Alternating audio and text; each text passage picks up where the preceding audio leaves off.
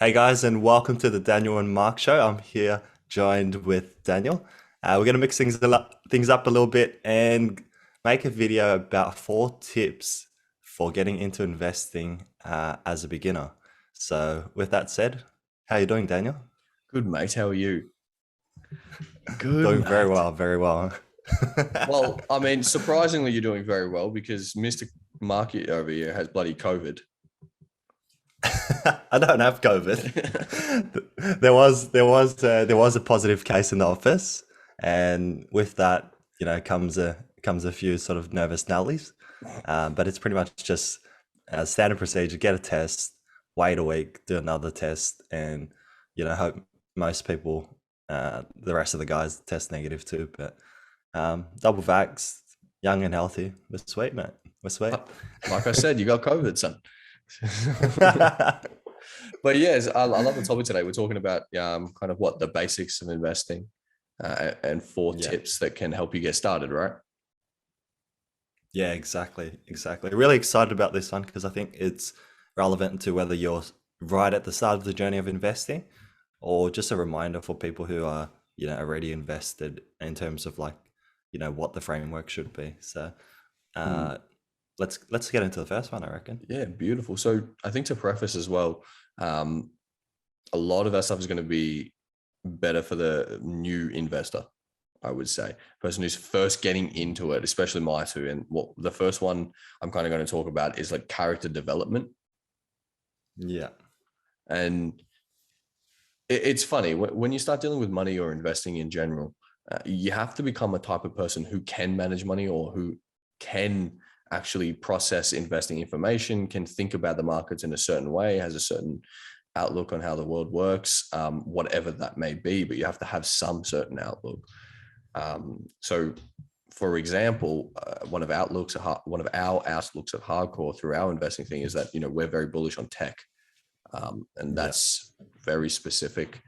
For a lot of very specific reasons, which we'll touch on in later podcasts and especially in the Hanging with Mm. Hardcore podcast. But why that's important and why character development is important is because a lot of people have personal biases or they have just general unrecognized immaturity that will allow them to come to incorrect conclusion or biased conclusions. And when you're dealing with money in the markets, we'll Mm. funnily enough, we were literally just saying this is like, there's no friends in the investing game. There's no friends in the markets. There's nowhere to hide.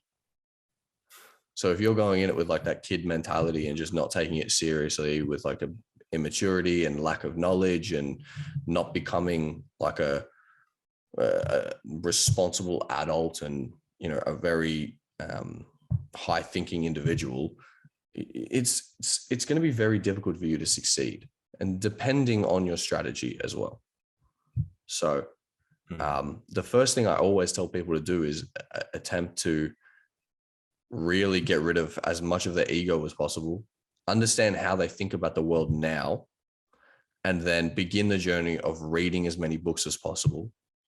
A good kind of benchmark, I guess, is to try and read 100 books as quick as possible, and that may take you 2 years reading a book a week. All right, and Yeah. after you have that 100 books read, you have a foundation in more specifically character development. You become a different person by that point just through learning all of this different knowledge, and then you can look at the world in a different place and more often than not see the reality of the way the world works. Mm. Is there anything for That's anything? that's a ripper. Yeah, I think. Look, tell us more about maybe like the type of books that sort of develop personal traits that are relevant to investing. So the ones that come to mind to me is discipline. It's looking at sort of how technology is scalable, like that sort of thing, compared Mm-hmm. to like traditional businesses. Can you sort of tell us more about like the type of books and maybe the themes that you've sort of come across? Absolutely. A lot of the theme is ego based. Like there's a book by Ryan Holiday called Ego is the Enemy. which Yeah. is great at divulging your ego, but also kind of challenging the nuances of ego. People just think ego is the egotistical version of it, like someone who drives a Lambo is a meathead, like a piece of shit. You know, there's a lot of nuances to it, to ego, and a lot of them formed around your own biases and not being able to be self-aware enough and stuff like that. So that's a great book, obviously a great place to start. I think Rich Dad Poor Dad, because it gives you a real good blueprint of the financial markets, the financial world, and kind of how things actually work in reality. Yeah. I think a great one again is The Dip by Seth Godin. It's incredibly important to be able to realize, and most people get to the point where they realize that they actually don't know everything, or they don't know anything, to be honest with you.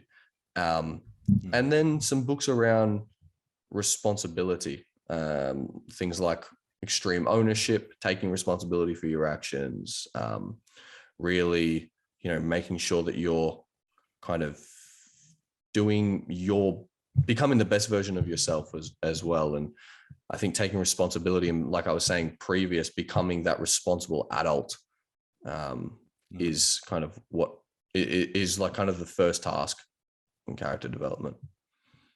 Yeah, dude, that's such a good first tip, and I think we've really sort of fleshed it out. So what I'm hearing, if I heard correctly, to recap, is you know learn about yourself and sort of get out of your own way. Like if you're getting advice from other people, so you don't have you become a better learner. So you leave the ego at the door and start as a blank canvas, so you can absorb what someone more experienced is going to share with you, or like the what you're absorbing from the books, and you don't think you're smarter than someone who's actually done it. The second one was like Seth Godin, The Dip. So naturally, as you get more experience and you're consuming the content, you're going to feel like you're not progressing, but that's the period where you're actually learning what you don't know. So that's like a really big one.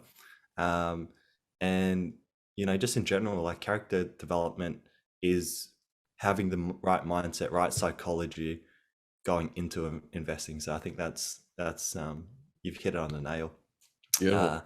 Look, tremendous value here. I think if you guys are enjoying the podcast, make sure you give this video a like, and this really helps the algorithm, and helps us get this video out to more people. So Absolutely. yeah. Beautiful. Let's move on to the second one. Do you want to go my second one, or do you want to go? What do you want to do? Let's continue with your second one. I think Fantastic. you're killing it. So after the maybe 2 years of continuously working on yourself, and to be fair, during those 2 years as well, one of the most important things to begin with and to start with is sacrificing. Now, it's a real hard thing for people to kind of not just gauge, but actually partake in, because it means the reality of the world, unfortunately, is that you can't have everything all at once, all the time. Yeah. So to get to a certain point, more often than not, you need to sacrifice in other areas. So for me, especially in the beginning of the journey, I sacrificed, in regards to nice things, or in regards to, places I wanted to go. So I sacrificed being able to go to family events. I sacrificed going out with friends and to, party and the clubs and all that kind of stuff. I sacrificed even the bare kind of what people would argue necessities of like decent food for, a long time there. I ate 2-minute noodles and friggin' soups in a cup, or like canned food. And the reason that kind of that mentality is necessary is because getting in investing, there's this age-old thing. Charlie Munger says getting your first 100K is a bitch, but it's really important, right? And to get your first 100K, what it completely is, I can't remember the word there, but it completely, what would the word falls on? It's completely falls on you doing the work. All right, there's a word there, I can't think of it. So you actually have to go to your job every day, and you have to put in those monstrous hours, because you have no money to actually compound with. So in the beginning of the investing journey, it is vital and it is incredibly important to sacrifice as much as you're willing to, based on one of Marky's next points, which we'll talk about, but as much as you're willing to get to a certain point. So for me, 6 years ago, the goal was to get financially free as relatively as quick as possible, so that I can then start working on Hardcore Headstart and we can start building out this brand and working towards our goal of donating $1 billion. So for me, it meant I had to sacrifice a lot. I had to sacrifice a lot of time with people I love, and I had to sacrifice a lot of, nice things, or, what people call kind of luxuries, or all that kind of stuff. And it's hard and difficult for people to hear, because everyone wants to kind of make the best of every moment. But I can promise you right now that if you sacrifice for a short amount of time relative to the rest of your life as well, it's like maybe 2 or 3 years up. Most would be like 5 years to really hard sacrifice. After that kind of stage of building, you get to, start getting the nicer things in life. Like right now, we've got many screens. We've got a goddamn neon sign here. Yesterday, we get to have all the boys over for Hardcore Saturdays. We can go out lunches and all that kind of stuff. Back in the grind, those things weren't possible. So it's all about the place you're in at that specific time. If you're starting the journey, sacrifice is absolutely necessary. Yeah, dude, such you've put that so well.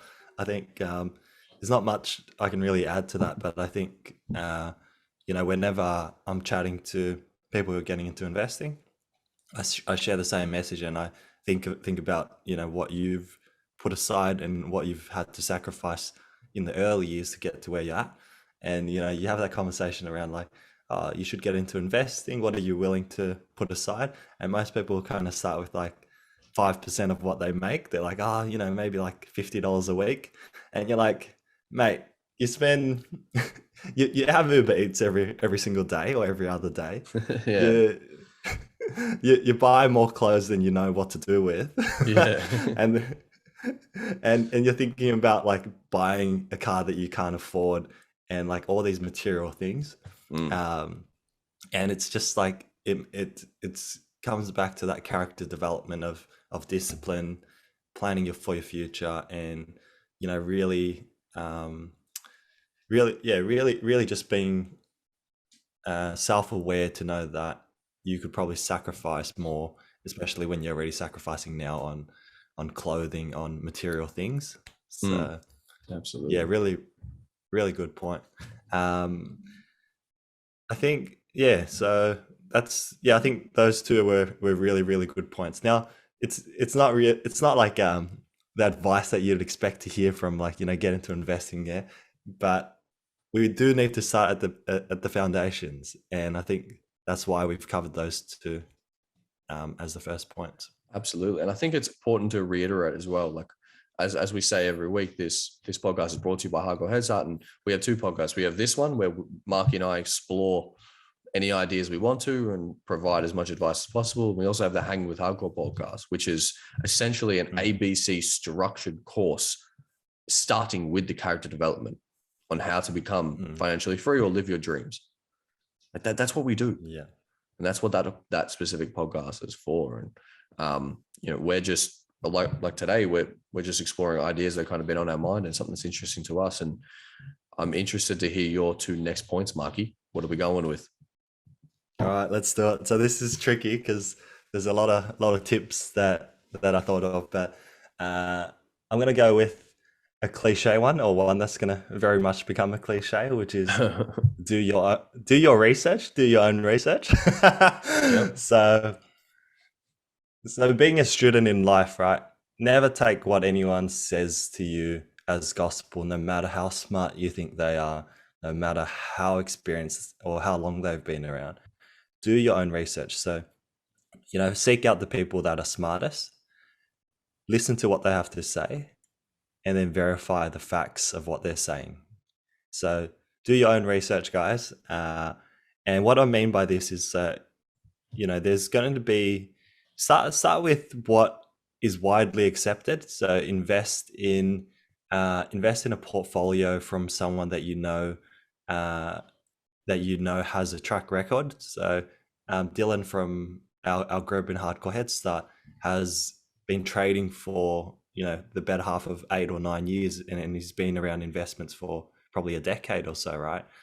And he's had that track record. That's why a lot of us have the confidence to invest in the portfolio, and we also have an understanding of markets. We can see the transparency of what stocks he's invested in. We agree with the thesis of investing in big, large tech companies, which make up a lot of the US stock market anyway.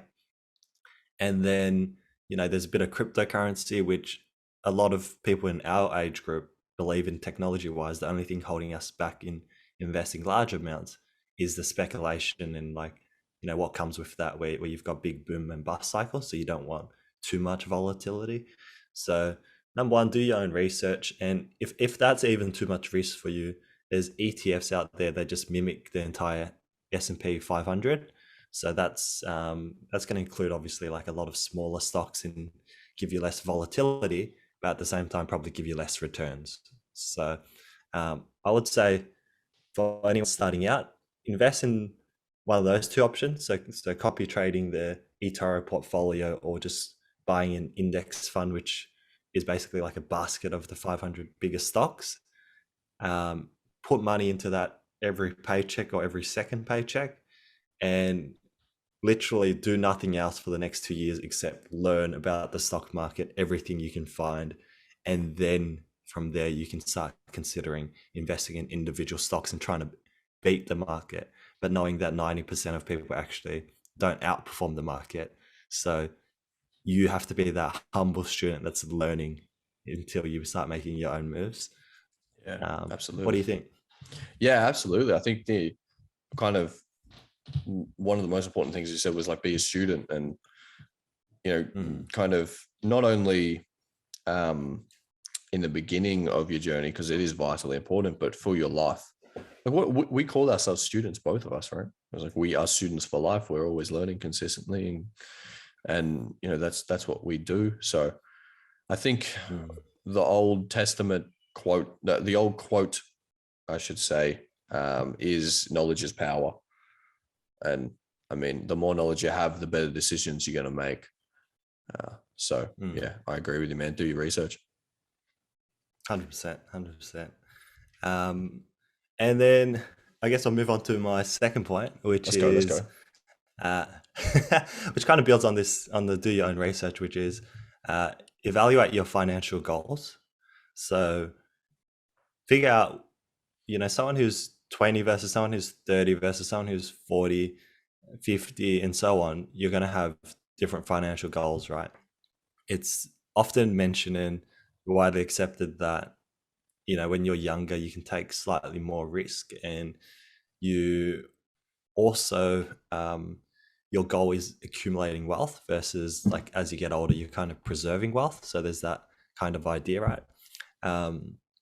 I'd say that with a caveat, because I know you're probably already thinking this, but you don't want to you don't want to obviously like risk or lose a lot of money like in when you're younger, because that's going to negatively compound in the long term too. Because so you want to take justified good risk reward bets, but you don't want to bet the farm when you're young, because that's going to also set you back. Because say you've got person A, let's call him Jimmy. Let's say Jimmy. Let's go, Jimmy. let's say Jimmy takes a really big bet in cryptocurrency. It can really and he decides to invest in like a shit coin called Ripple, right? and and he invests in Ripple, and he puts all of his savings into Ripple. He can either make a crazy amount of money or lose it all and then have to begin again. And you've got Alice, who's just like, oh, cryptocurrency seems really scary. I might just put the money into eToro. And she just keeps putting it into eToro, into a diversified portfolio that has, many different stocks across many different sectors. It's really, it's got enough coverage that, she's not going to go bankrupt because one company went under or had a really bad earnings season. She's going to be the one that is compounding slowly year on year, but she's got time. She's going to end up ahead of the guy, Jimmy, who's always making these do or die bets. Absolutely. So I think that's important in evaluating your goals. So if you're someone who's early in life, then you can sort of set your benchmark of, what do we say, around like 20 to 30% is going to be 2 or 3 times the market average, or the S&P 500 average of 11%. So if you can aim for 20%, you're doing twice as good as the market. So I think that's a really good place to start. But if your goal is to double your money every year, you're probably maybe too ambitious, and you're probably going to lose it. Is that fair? Yeah. Yeah. Well, I'd say like in regards to like compounding in general, just building wealth, there's like two kind of ways to do it. There's or to make sure your compound's working is to add money regularly and often as much as you can, or to get a better ROI, right? And a lot of people focus on the ROI because they think if they get their higher ROI consistently and always, then they're going to be able to always make a shitload of money. Yeah. But for the majority, and as Marky said, was it 90% of traders fail or something like that, or like they end up blowing their accounts because they go for too much. To get 20%, I just want to kind of put it in perspective for people. We aim for 20% with our Hardcore Headstart's public portfolio. We aim for 20%. Now, the last 2 years, we've been doing considerably better than that, but we aim for 20%, and it's taken us a decade to be able to consistently get that 20%, or to have the confidence that we will get 20% for a very long time. So I would just say to people like, hey, if you're thinking you're going to get 50% year on year, there's a trader out there called Jim Simmons, I believe. He's a quant trader. And he is arguably one of the best traders. And I believe he compounds at 60% a year. I'm pretty sure. And he's, regarded as one of the best. And he uses algorithms, people, like not just his own brain. So to be able to compound at those kind of levels, you'd be beating Warren Buffett over his time. You'd be beating the best investors and traders in the entire world. So be maybe a little bit more realistic. Comes back to the first point of ego is the enemy. So like if you think you're big, if you think you're big brain and smarter than a quantum trader who uses and creates and develops algorithms and back tests them like on the regular, then having your goals of doubling your investments every year is a possibility. Yeah, so I think for a majority of people, it's better to use that other one where copy or use a experienced investor's portfolio, but just add frequently to it and as much as possible. And there'll be some smart aleck out there that's like, yeah, I've doubled my investments before. Like I think it's possible. You guys are lying, but over what time frame? Over 2 years or 3 years, sure. But have you been able to consistently do that over 5 years even, or at the minimum 10 years? Because most of the time when we look at investing, our horizon is 30 years, 40 years, right? 50 years. Yeah, absolutely. The last 2 years, especially in the stock market, 3 years in the stock market, it's been the easiest investment period of all time.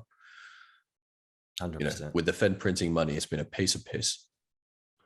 And crypto, it's been a little bit tricky for the last year and a bit. It's been like, what's it kind of doing? But previous to that, and just if you have that long-term mindset, you made a shitload of money. So sure, there's periods and there's years where we're compounding at 1,000%, and that's true. And that's a personal example.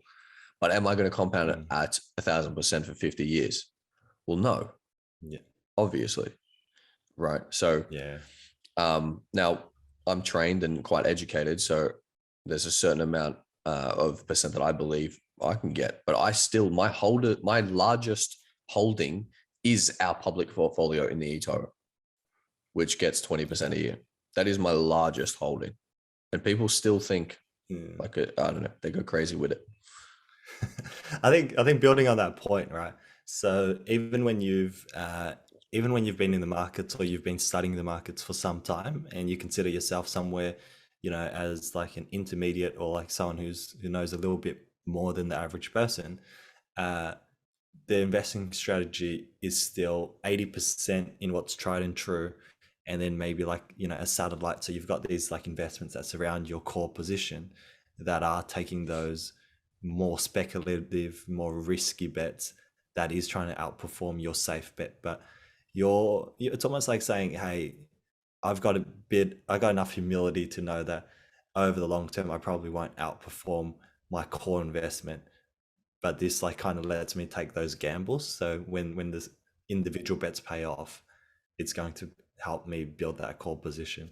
So And our outside yeah, trading, we have an entire course built for that as well, but and like an entire kind of system built for it. But it's not like it is its own thing, but it's not, because it's built to be able to like kind of continue to fund and grow that larger kind of safer core portfolio, the position. core position that gets 20%, right?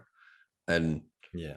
like a little bit of it is for lifestyle, so I can actually pay for my life, and because that's what I kind of live off. Mhm. But yeah, I would say that's about it. I was just going to add one more thing in regards to like the goals that you were talking about, like your financial goals. Um, Yeah. so when I was talking about sacrificing, I think this kind of correlates very nicely here, because the amount you sacrifice is dependent on not only your financial but your life goals, and like where you want to be and what you want to do and where you want to go in your life. So Mm. if you want to be Jeff Bezos, multi-billy, you need to not only sacrifice a shitload to get as much knowledge and as much money in the markets as possible, but you need to be able to grow that at a ridiculous rate, Yeah. right? So your sacrificing is going to be different to a person who wants to end up with 30, 40, 50 mil, or a person who just wants to be financially free, 1 or 2 or 3 mil. Mm. The sacrifice is going to be different, obviously, but also what ties in with that, the nuance part of that is like, do you really know what you actually want? Have you done the thinking?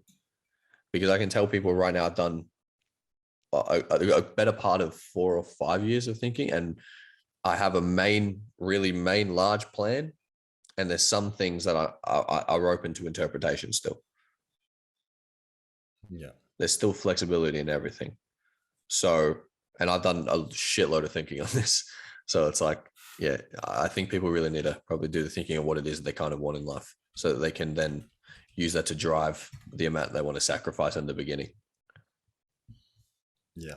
Yeah. That's awesome. Do you have any other last remarks? Any other tips for the audience, or should we recap our points and wrap it up? Yeah, no, I just think maybe one is like what we're talking about with the eToro portfolio is, Hardcore's public portfolio. Not so much like if you want to get involved with investing, yes, invest this. But if you want to learn more just about investing and character development in general, Mm. both of our DMs are open.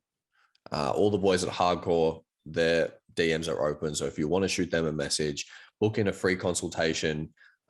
And if it's just to ask questions, try to increase your own knowledge in this kind of specific area. We are more than happy to answer those questions and to be there as some sort of kind of help, I guess is the right way to say it. But yeah, that's all I got, Mikey. Yeah, cool. Let's wrap it up. So your first two tips were? Um, second one was sacrificing, and the first one Yeah. was, I can't remember now. Was ego? Was it the Ego, ego one? Yeah. ego. No, character development, obviously. Jesus. Character development. Yeah, Sorry. building character. Oh my days, man. How bad is that? People are going to be like, dude, you said it 15 minutes ago. What's wrong with you? That's right. Yeah, character development. You have to become the type of person who has money, makes money, and can keep money. And the second is Yeah. sacrifice. You need to be able to sacrifice in the beginning to get to at least that first 100K. And to sacrifice, you need to know what you want in your life. Yeah. And the two tips I had was do your own research. So, learn what you can from people, but then also dig deeper, become a student, and, back test or or try to understand, conceptually and theoretically what the investment thesis is and what the approach is in that strategy. And then the second one was look at your own personal circumstances, how much risk and how much you need to make so that you have a goalpost of where you want to end up, so you can match your strategy to your financial goals. But yeah, that's 4 tips. If you guys enjoyed the video, make sure you give it a like. I had a lot of fun on this video, a little bit different to what we normally do, but that's the idea of the Daniel and Mark show, to mix it up. Absolutely. All right, guys, as Marky said, like, subscribe, click the notification bell, make sure you know when we post. It has been a pleasure. I'm going. Goodbye. Back it up. We're not doing that anymore. Oh yeah, back it up. Back it up, boys. See you, boys. See ya. Catch you guys.